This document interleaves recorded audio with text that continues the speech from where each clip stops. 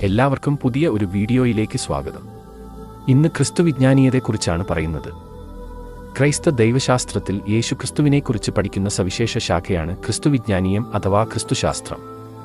യേശുക്രിസ്തുവിന്റെ ദൈവത്വം, മനുഷ്യത്വം എന്നീ സ്വഭാവസവിശേഷതകളെ സംബന്ധിച്ച് വിവിധ സഭാവിഭാഗങ്ങൾ വ്യത്യസ്തങ്ങളായ നിലപാടുകൾ കാത്തുസൂക്ഷിക്കുന്നു. ഇതിനു പുറമെ മിശിഹ അഥവാ ക്രിസ്തു എന്ന നിലയിലുള്ള മനുഷ്യരക്ഷ സാധ്യമാക്കുന്നതിൽ യേശുവിന്റെ ഭാഗധേയത്തെ സംബന്ധിച്ചും അഭിപ്രായ വൈവിധ്യം നിലവിലുണ്ട്. പ്രധാനമായും ഈ രണ്ട് വിഷയങ്ങളാണ് ക്രിസ്തുശാസ്ത്രത്തിൽ ഉൾപ്പെടുന്നത്.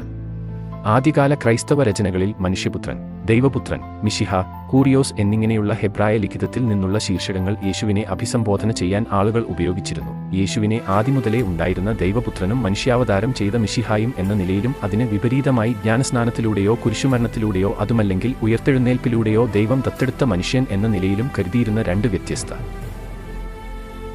യേശുക്രിസ്തുവിന്റെ സ്വഭാവങ്ങൾ, അദ്ദേഹത്തിന്റെ പ്രവർത്തനങ്ങൾ, രക്ഷാകര കർമ്മത്തിൽ അദ്ദേഹത്തിന്റെ പങ്ക് എന്നിവയും അദ്ദേഹത്തിന് മനുഷ്യാവതാരം, കുരിശുമരണം, ഉയർത്തെഴുന്നേൽപ്പ് മുതലായ കാര്യങ്ങളും ക്രിസ്തുശാസ്ത്രത്തിലെ പ്രധാന ഘടകങ്ങളാണ്. വിവിധ ക്രിസ്തുശാസ്ത്ര ആശയധാരകളെ പ്രധാനമായും 3 രീതിയിൽ തരംതിരിക്കാറുണ്ട്.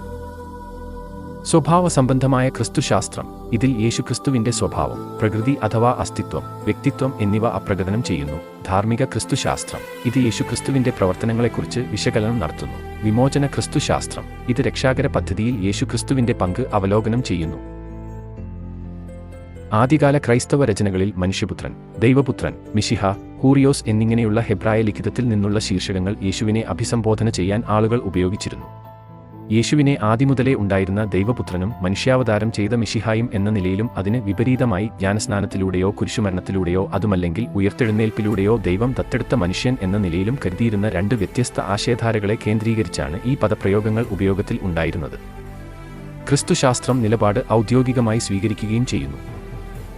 അതേസമയം ക്രിസ്തുശാസ്ത്രത്തെ വിശകലനം ചെയ്യുന്നതിന് വേറെയും വിവിധ മാനദണ്ഡങ്ങൾ ഉപയോഗിക്കാറുണ്ട്. നന്ദി, നമസ്കാരം. വീഡിയോ ഇഷ്ടപ്പെട്ടാൽ ലൈക്ക് ചെയ്യാനും ഷെയർ ചെയ്തു സബ്സ്ക്രൈബ് ചെയ്യാനും മറക്കല്ലേ.